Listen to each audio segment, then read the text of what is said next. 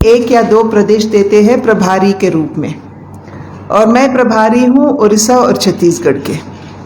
और उसके बाद भी क्योंकि हम राष्ट्रीय स्तर पर हैं, हमें सभी प्रदेशों के बारे में थोड़ा ज्ञान होना चाहिए, थोड़ा हमको समझना चाहिए। इसलिए 2 महीने में एक बार 2 राष्ट्रों में हमको दौरा करने का आदेश देते हैं। और वैसे ही इस बार मुझे आदेश मिला है कि मैं त्रिपुरा और दिल्ली का दौरा, इसलिए मैं आज यहाँ त्रिपुरा में हूँ। और त्रिपुरा में आने के बाद मैं स्तरीय बैठक करी, यानी कि हर स्तर की बैठक मैं करती आई। कल आई थी, कल हुआ और आज भी हुई, और इसके बाद भी मेरा एक बैठक होगा हमारे प्रतिनिधियों के, जनप्रतिनिधियों के साथ।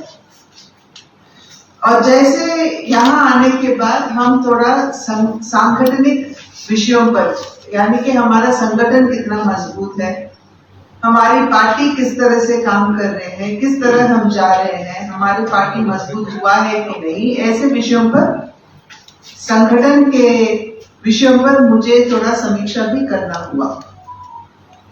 और मैं आज विश्वास के साथ कह सकती हूँ कि जिस उत्साह से यहाँ के कार्यकर्ताओं ने मेरा स्वागत किया और यहाँ बैठकर अपनी बात रखी, तो मुझमें तो उम्मीद जगा है कि जरूर हम जो आने वाले चुनाव है 2023 फरवरी में, जरूर हम इस बार भी जीत हासिल करेंगे, ऐसा मेरा विश्वास भी है।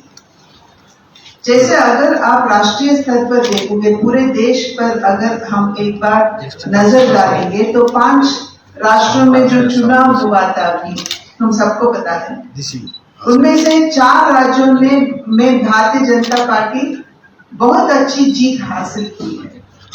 यानी कि इसका मतलब ये है कि भारतवासी अब भी भाजपा के साथ है और भाजपा के नेतृत्व पर उनका विश्वास है, क्योंकि भाजपा एक ऐसी पार्टी है जो देश में गरीब है, पिछड़े वर्ग के हैं, दबके हुए हैं, निम्न कुल के हैं, उन सभी वर्गों के लिए सच्चे दिल से, समर्पित भाव से काम करने वाली पार्टी भारतीय जनता पार्टी। मोदी जी प्रधानमंत्री बनने के बाद अगर आप पिछले 8 वर्षों पर अगर आप एक बार नजर डालोगे, तो हमको पता चलता है कि जो भी योजना केंद्र सरकार लेके आई है, वो सब गरीबों को विकास देने वाली योजनाएं ही है। इसलिए लोग अब भी हमारी जो नेतृत्व है, जिस दृढ़ता के साथ हमारे नेतृत्व काम करता है, यानी कि वो उड़ी की संगठन हो सकता है, वो कोरोना के समय पर जिस तरह की नेतृत्व हमारी प्रधानमंत्री जी ने दिखाए, और अभी रूस और यूक्रेन के बीच जो युद्ध हो रहा है, जो वॉर हो रही है, उसमें हमारे नेतृत्व पर पूरे के पूरे विश्वास केवल भारत के लोग नहीं बल्कि पूरे विश्व ने जताया है। जिस तरह से पाकिस्तानी में पढ़ने वाले स्टूडेंट्स कहते हैं कि जब हम भारत देश की तिरंगा पकड़कर हम बॉर्डर पार करने जाते हैं तो हम सुरक्षित महसूस करते हैं। जिस तरह से 2 दिन पहले बांग्लादेश की प्रधानमंत्री जी ने हमारे प्रधानमंत्री जी को फोन करके उन्होंने शुक्रिया अदा की कि आपने केवल आपके देश के बच्चों को नहीं बल्कि हमारे देश के बच्चों को भी आपने संभाले हैं, आपने उनको सुरक्षित हमारे देश वापस लाए हैं, इसलिए हम शुक्रगुजार हैं। यही दर्शाता है कि हमारे पास जो नेतृत्व है वह इतनी दृढ़ता से और क्षमता से और समर्पित भाव से देश के विकास के लिए काम करता है, इसलिए पूरे के पूरे प्रदेशों में हमने जीत पाए हैं। इसलिए अब भी जो त्रिपुरा में हमारी चुनाव होने जा रही है 2023 में, हम बिल्कुल विश्वास करते हैं कि हम जीतेंगे, क्योंकि एक तरह हमारी राष्ट्रीय नेतृत्व है और दूसरी तरह हमारे प्रदेश के नेतृत्व है।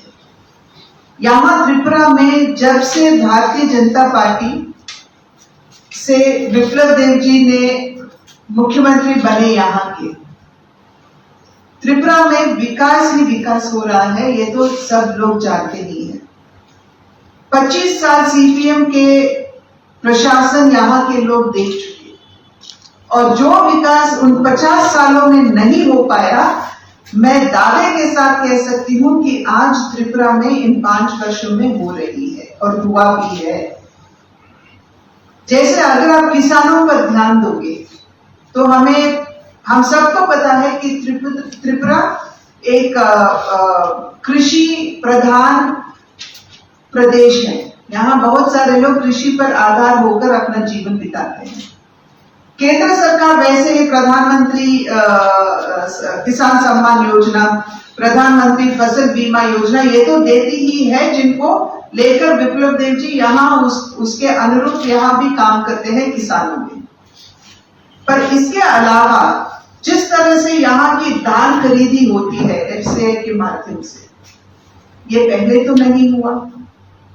और जिस तरह से यहाँ का किसान क्रेडिट कार्ड ही नहीं बल्कि प्रदेश ने किसानों को कार्ड देने की सुविधा की है, जिसकी वजह से जो टेनेंट फार्मर्स है उनको उसकी लाभ मिले, वो तो सीपीएम ने कभी भी नहीं किया है। ये सभी काम अब विप्लव देव जी आने के बाद जिस तरह से यहाँ के उगा हुआ पाइनएप्पल, हिंदी में क्या बोलते पता नहीं, पर पाइनएप्पल, अनानास, जिस तरह उसका एक्सपोर्ट होती है और जिस तरह से उसकी उपज पे स्पेशल फोकस देते हुए एक ही बार नहीं बल्कि फेस वाइज उसको उगाएं, जो विप्लव देव जी के नेतृत्व में यहाँ हुआ है। और जिस तरह से जैक फ्रूट का एक्सपोर्ट होता है ब्रिटेन तक, कोई इससे पहले सीपीएम के समय में कोई सोचा कि यहाँ के जो जैक फ्रूट है उसको एक्सपोर्ट करें? यहाँ के नींबू जो एक्सपोर्ट होती है, ये सब विप्लव देव जी और भारतीय जनता पार्टी यहाँ प्रशासन में सत्ता में आने के बाद ये सब काम यहाँ हो रहा है, जिनका लाभ सीधे सीधे किसानों को मिल रही है। और वैसे ही महिलाओं पर अगर सशक्तिकरण पर अगर हम ध्यान देंगे तो इससे पहले जब सीपीएम थी, यहाँ के जो महिलाओं की स्वयं समूह थे, सेल्फ हेल्प ग्रुप्स, वो तो केवल 2000 थे, यहाँ 4000 शायद 4000 थे।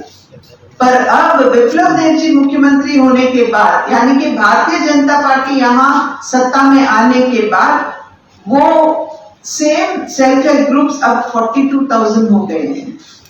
ये तो बहुत बड़ी बात है सशक्तिकरण महिलाओं के लिए। और सीपीएम के समय पे जो महिला सुरक्षित नहीं महसूस करती थी क्योंकि उन पर जो दुष्कर्म होते थे, आज वो सुरक्षित मानने लगी है अपने आप को, क्योंकि उस समय सीपीएम के समय में पुलिस वाले उनके ऑफिस से काम करते थे, जो निर्देश पार्टी देती थी वही करते थे।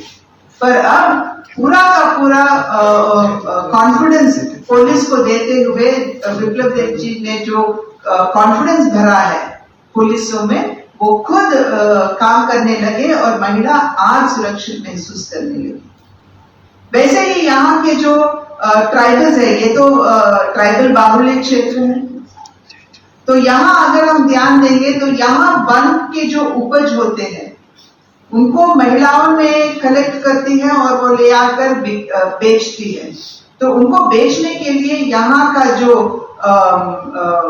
विज्ञान केंद्र बनाए हैं, जहाँ पे महिला ले आकर वन के उपज को बेच सके, ताकि उस पैसे से वो अपनी परिवार चला सकती है। और वैसे ही महिलाओं को हर एक 23% रिजर्वेशन दिया गया है, 33%, I am sorry, not 23% but 33% उनको रिजर्वेशन दिए गए हैं यहाँ के एम्प्लॉयमेंट में। तो ये पूरे के पूरे, और इंफ्रास्ट्रक्चर भी देखिए, यहाँ से आज 6 एक्सप्रेस ट्रेन जाते हैं त्रिपुरा से पूरे देश को जोड़ते हुए। वैसे ही यहाँ लगभग 18 फ्लाइट्स फ्रॉम त्रिपुरा, इससे पहले जो नहीं थी। और अगर आप रोड देखोगे तो केवल और केवल एक एनएच था हमारे त्रिपुरा में, पर आज 5 या 6 रोड को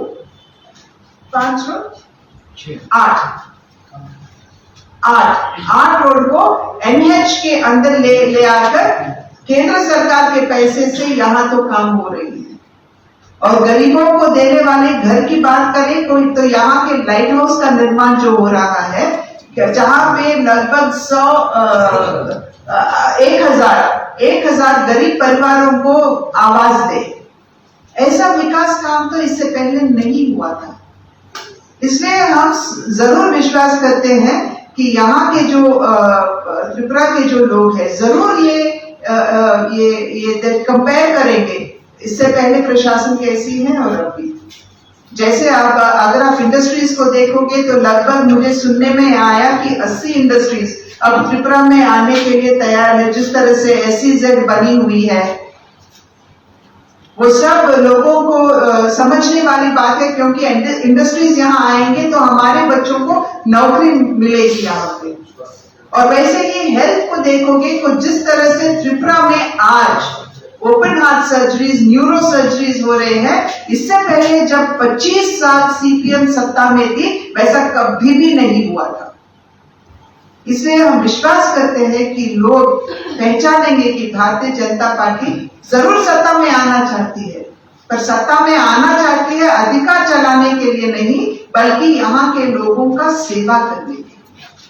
तो इसको पहचान कर मैं विश्वास करती हूँ कि आने वाले चुनाव, अगले साल जो चुनाव होने जा रहे हैं फरवरी में, जरूर त्रिपुरा के लोग हमको अपने आशीर्वाद देंगे वोट के रूप में, और मां त्रिपुरा सुंदरी का भी आशीर्वाद हमारे साथ होगा, ऐसा मेरा विश्वास है।